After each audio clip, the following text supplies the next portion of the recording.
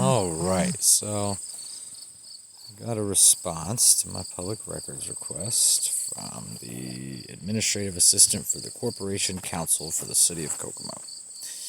Anyway, she said, please find attached report. We're gonna get into the police report in another video. Anyway, obviously, I thank her for sending me the report, and I ask her if there is a ticket for a violation of a City of Kokomo ordinance on file with their Violation Bureau. Because Caitlin Bauer, the young woman from the previous video about Kokomo, was charged when she was originally arrested. She was charged with refusal to identify. The prosecutor's office has elected to pursue, the last I checked, the only thing they're pursuing is the resisting law enforcement. So in effect, she was arrested for resisting arrest. Anyway, so she kind of responds and says, the offenses that the individual has been alleged to commit are criminal misdemeanors, which are not ticketable offenses through the City of LaPorte, or through the City of Kokomo, Ordinance Bureau. The Howard County Prosecutor's Office may be able to assist you with the questions regarding the charging of the offense. Phone number of the prosecutor's office for Howard County is 765-456-2230. I hope this is helpful. Thank you. And this is where she gets the long response.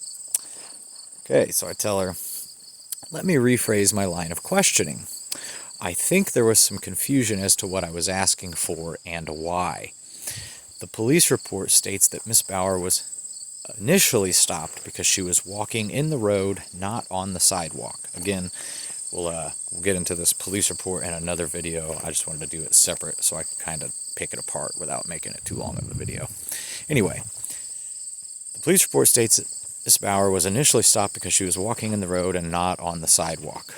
As citizens are not required to interact with police officers, I assume that there is some notion that an infraction or ordinance violation had manifested from her walking in the road, not on the sidewalk, and there is a citation for an ordinance violation or something to that effect, which is why Caitlin Bauer would be required to identify herself under Indiana Code 342853.5.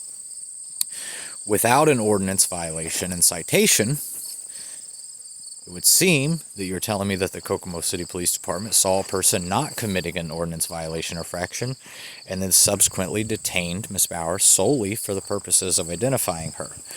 Then they arrested her for refusal to identify and then subsequently charged her with resisting arrest. So, as I think the City of Kokomo understands already, the prosecutor has chosen not to pursue charges based upon the alleged refusal to identify, leaving Miss Bauer prosecuted solely for resisting arrest.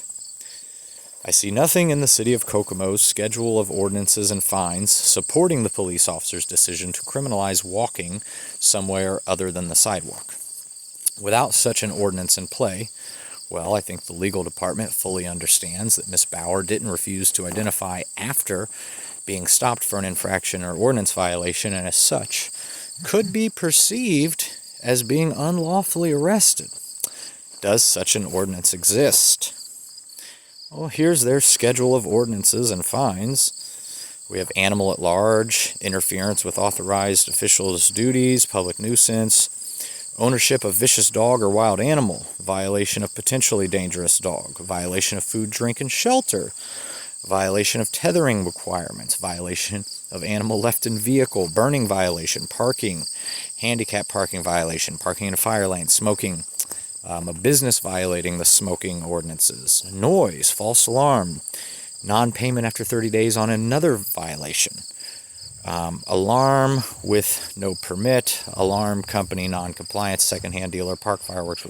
None of these seem to be even close to what they seem to be accusing her of, which is obstruction of traffic or some sort of pedestrian rules that require her to be on the sidewalk versus walking in the road. Again, we're going to get to the police report in another video.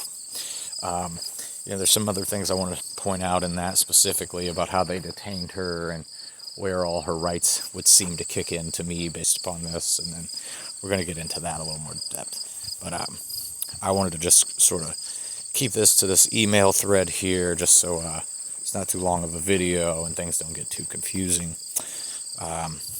Anyway, thanks for watching. I'll keep you guys updated on this. I'm going to make a few more videos, one about the police report and whatnot. So stay tuned, keep watching. If you don't see them up yet, they'll be up shortly. Have a good one.